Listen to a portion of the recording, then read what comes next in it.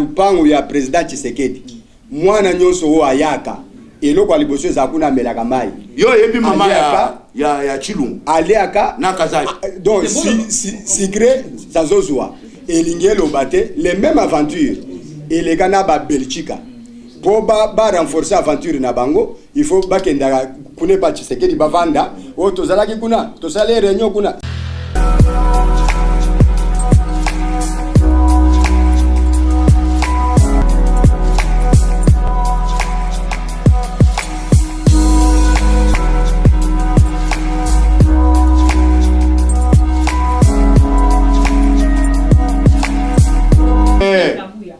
Maman Zara na Mubake ou a sali IDPS populaire na Chibal mais ou a biso za IDPS bar Tshisekedi décaché en one où il y a un président intérimaire Jean-Marc Kabound, secrétaire général Augustin Kabouya Mwana Bouta. D'ailleurs, je n'ai pas parlé beaucoup plus d'Augustin. Hein. C'est mon ami qui a parlé d'Augustin. Laissez-moi vous parler d'Augustin. Moi, je pouvais même combattre Augustin. C'est moi qui pouvais même faire la guerre à Augustin. C'est moi qui pouvais être jaloux d'Augustin. Augustin de ma génération, il est de mon âge. Mais il est secrétaire général. Mais je l'ai toujours été humble. Mais tu l'as où toi? Augustin mérite là où il est.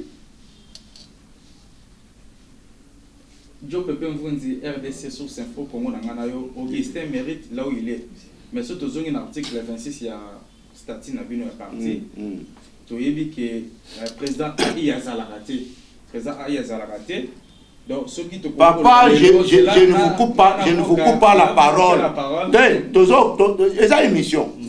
Je vous dis, ce qu'on a journaliste juriste, moi je vous dis que la politique précède le juridisme. Quel est l'article 26? Article les Zalawana. Vous comprenez? Article les Zalawana. Na minitoyu. Na minitoyu. To côté congrès. D'abord, vous ne comprenez pas ce que l'IDPS a subi comme conséquence. Aujourd'hui, madame vient de me poser la question que vous ne voyez pas que l'IDPS va disparaître. Mais l'IDPS allait disparaître après la mort de Tshisekedi. Madame journaliste doit comprendre que après la mort de Tshisekedi, avec Jean-Marc Kabound, nous sommes au pouvoir aujourd'hui. Non, moi, nous sommes au pouvoir, tout respecter, la constitution, tout respecter. Mais la constitution est respectée. La constitution est respectée. La constitution est bel et bien respectée. Le statut a parti. Le statut n'a pas bel et bien respecté. Pour le président AI, le président AI a ébalité. Ngana lobi boy. To koti congrès. To bemisi Félix Antoine Tshisekedi comme président du parti et puis candidat. Accueilli à gagner l'élection. Bel et bien. Mais la constitution du pays ne lui permet pas. Il y a pour diriger en même temps Congo, on a un parti politique. Si tu as un système, master, si tu as un chum. Tu as constitution. Non. Mais arrangement particulier. Non, madame. Yoka, papa. Il a complété pour Boyoka bien. Papa, Boyoka nan.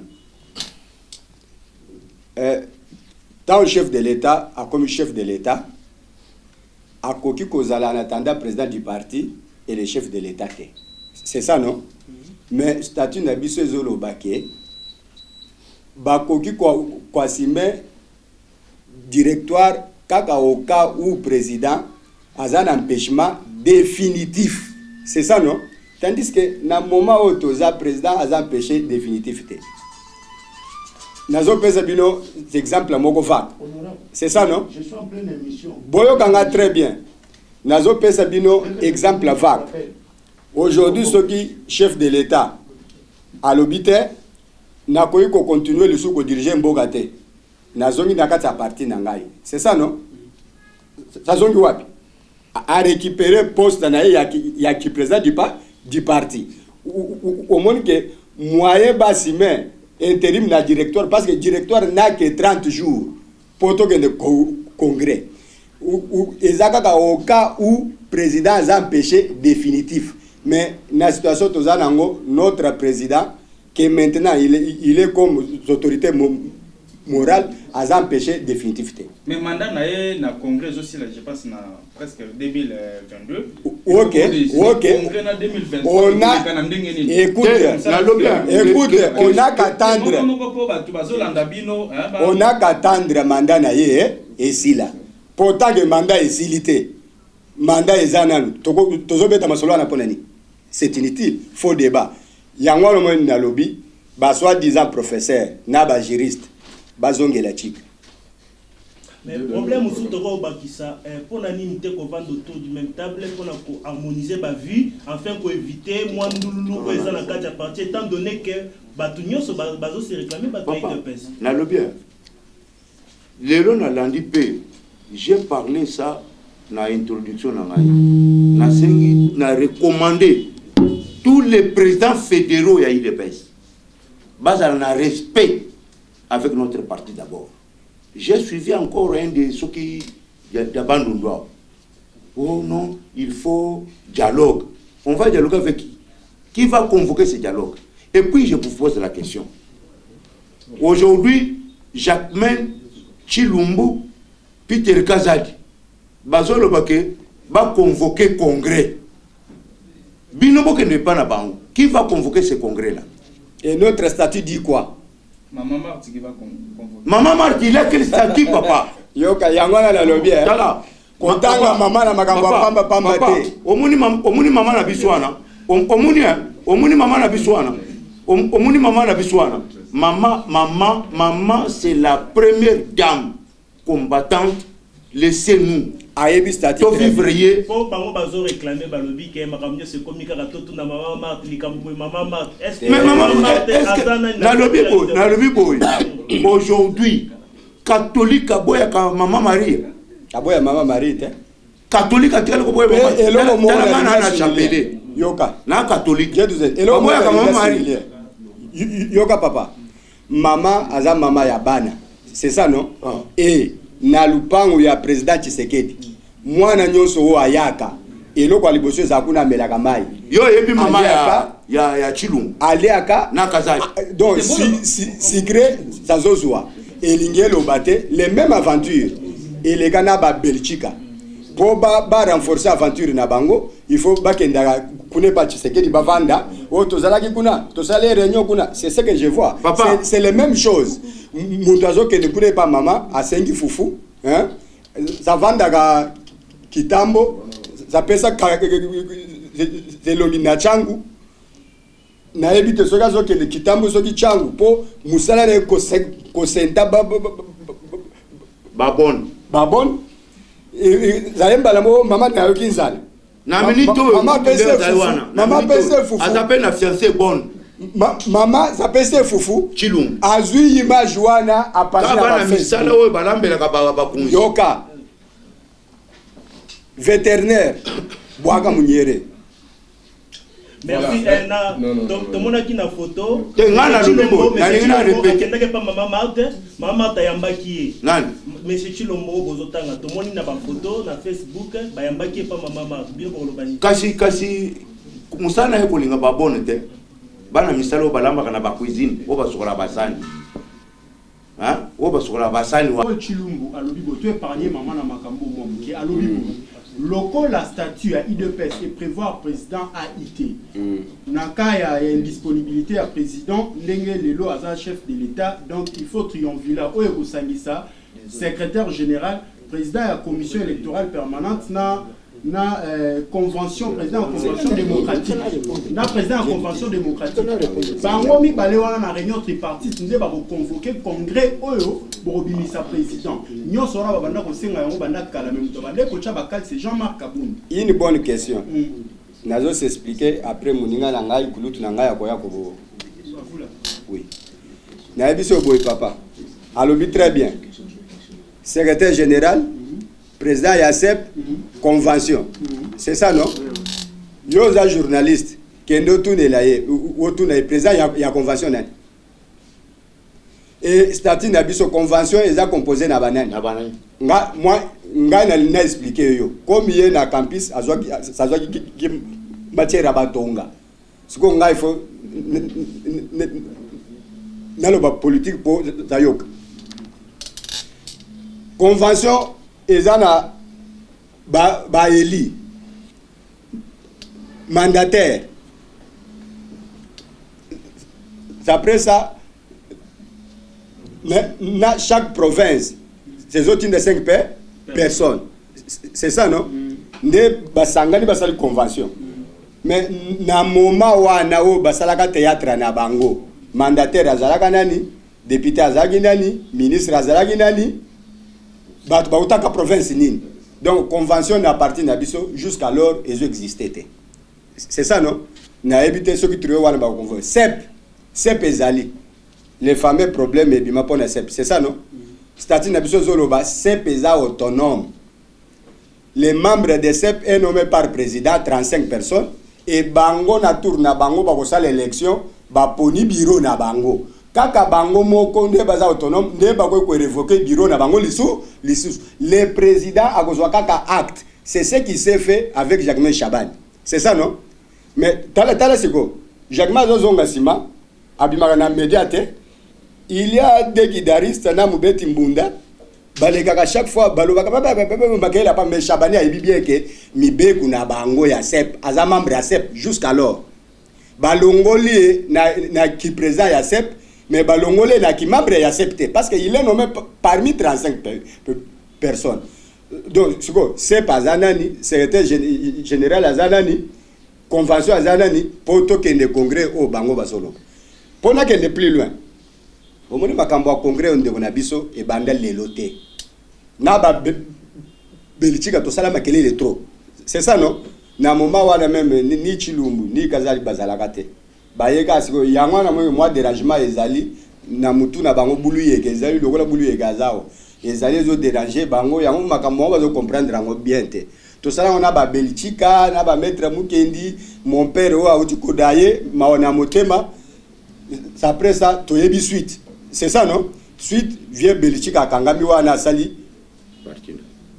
parti naye.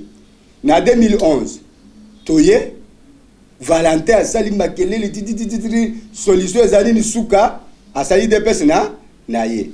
Mais bango même ni matière bazala ngote nazo raisonner bako bandela parti wapi.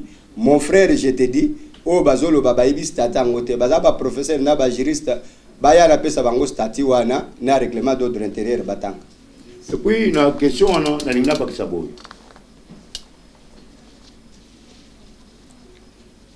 Jean-Marc a parlé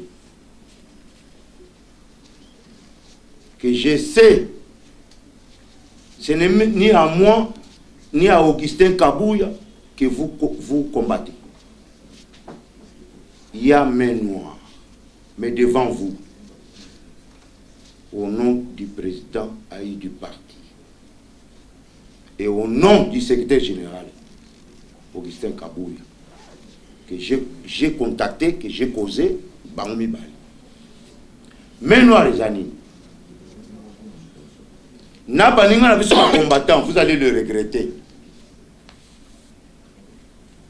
IDPS est en ici Makila.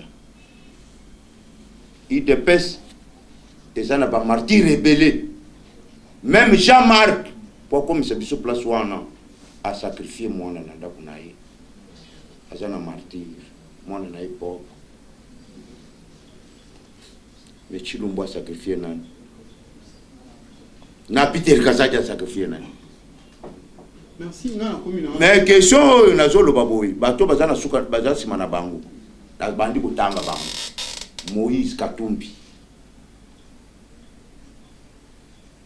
bato FCC partenaire m'a bato ya Lamuka nde basangisi bambongo bazo combattre Jean-Marc te bazo combattre Augustin Kabouya te bazo combattre le chef de l'État. Mais aussi mbaté. Mes chers journalistes, les reto banina bino, lobi toko banda, toko continuer, toko combattre le koui. Moi, dans la télévision Zalingonga, je pense que comme chité, toko zobino na émission exclusivité, chaque média a koyambayo na ko na pour beta émission mon exclusivité na vite de konangai okamona kuka kuikila Question moko kaka Jean-Marc Obino vous défendre que non azo kamba na défendre été to défendre Jean-Marc to défendre IDPS biso to défendre ba papa na introduction on a vu que na bandana ba masamba na bandana ba mutanda Jean-Marc doit respecter parce que nous les respectons parce que c'est lui notre président. Jean-Marc Obino dans l'égalité même Hier on a besoin d'acquiser les sous pour créer parti naïe en dehors IDPS. Parti Zawa final Kende pas Gilbert Kankonde. Sali plagiat ya logo sacré ya IDPS na ba comment na ba et notre bêtise encore. Oui, logo ya parti à Sali plagiat. Donc c'est-à-dire que Yoka son et comme parti à Jean-Marc. Les Yoka son comme parti à Jean-Marc. Les fameuses décisions finales. Mukolo nango azamwana nanga. C'est eza honte. Personne. Yango na lobby. Mais Yoka son azamwana ba université na bino. Eza soni na batata wana. Est-ce que un président ya IDPS hein muntu azo diriger IDPS azo kamba IDPS. Les seuls partis unique parti au Congo parce que Bapati nous sommes parti à Malette. Avec le parti politique aboya IDPS. Mais c'est n'importe quoi. Aux autres sakande yoka pesa kofinga biso ba mouvement ouais c'est bandava Chilumbu na Kazadi na IDPS batikala ko sala l'autre côté ngai na cette nouvelle génération na baninga to implanter en sur toute l'étendue de la République c'est ça non to bimisi ba ministre ba député ba boni kaka mwana oyo ngana bota asali ya ye mouvement bokomisa un parti politique papa bokomi ko pesa kanda yoka nan ba soit disant professeur wana na lobby bazo sala soni ya campus soit bokanga yango c'est la honte. Moi, ma dernière question, coronavirus, parce que tu es déjà coronavirus. De l'autre côté, quand ça confinement, il faut confinement, mais ils ont bouleversé ma cambrébélé. Les lanzala, et l'autre, on a 200 francs, on commence à 500 francs. Et l'autre, on est le gars qui me colle et les gars qui ont les lots que nous tournons citron, ils ont 500 on a 200 francs. Ce que vous avez parlé, nous avons eu tout fait en ligne. Je n'ai pas de commentaires à faire. Nous avons qu'un chef de l'État. Il a déjà donné. Nous